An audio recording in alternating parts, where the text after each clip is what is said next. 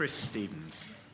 Thank you, Mr Walker. It's a pleasure to serve chairmanship. And once again, I do wish to congratulate the Right Honourable Member for Orkney and Shetland for securing this debate.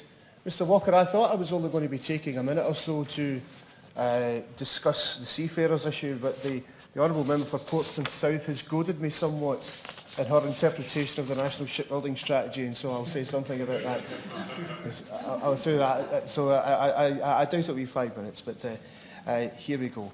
Again, I think firstly is principally the issue of seafarers and a national minimum wage. And I welcome the Minister's remarks that a accord has been struck.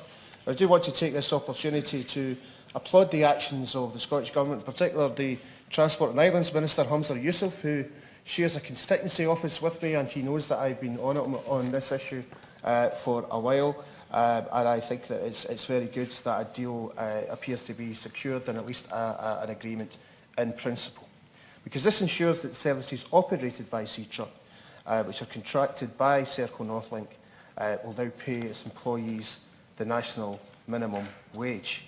Because those of us, and there are many of us in the House today, have been very concerned at the ill treatment of workers in the maritime industry. Representatives from various agencies deserve great credit for working hard to find a solution to a complicated situation, including, Mr Walker, Transport Scotland.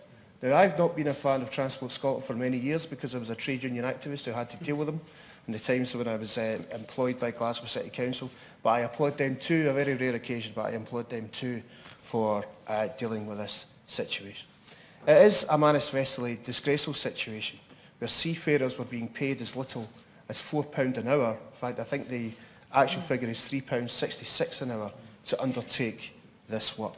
And I hope that the Minister today will announce a legislative timetable for ending the pay discrimination in the UK shipping industry as called for by the Rail and Maritime and Transport Workers Union, as emphasised by the Honourable Member for Luton North.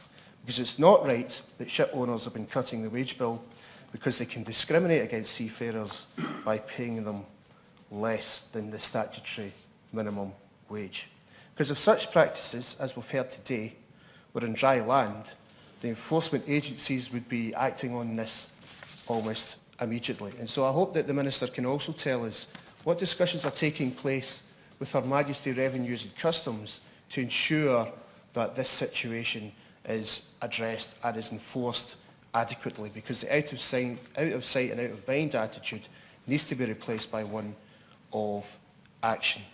Mr Walker, the National Shipbuilding Strategy, as it was goaded by the Honourable Member for Portsmouth South, was in contrast to the rather excellent remarks from the Honourable Member from Portmore and Limehouse, who, like me, is proud of the fact that he was born in the great city of Glasgow, the home of shipbuilding in the world.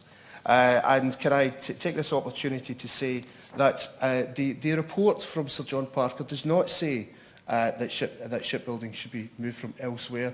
It actually caveats that position, because there's actually a flaw in Sir John Parker's reports when he says that different ships and different Navy ships have been built or haven't been built concurrently on the Clyde. That was the case in Yarrow Shipbuilders where my father worked, where they were building ships for the Royal Navy and building ships for the Malaysian Navy at the same time. So, Mr Walker, the reason there is shipbuilding in the Clyde is because of the tenacious campaigning of the trade union movement over decades to ensure that there's work on the Clyde.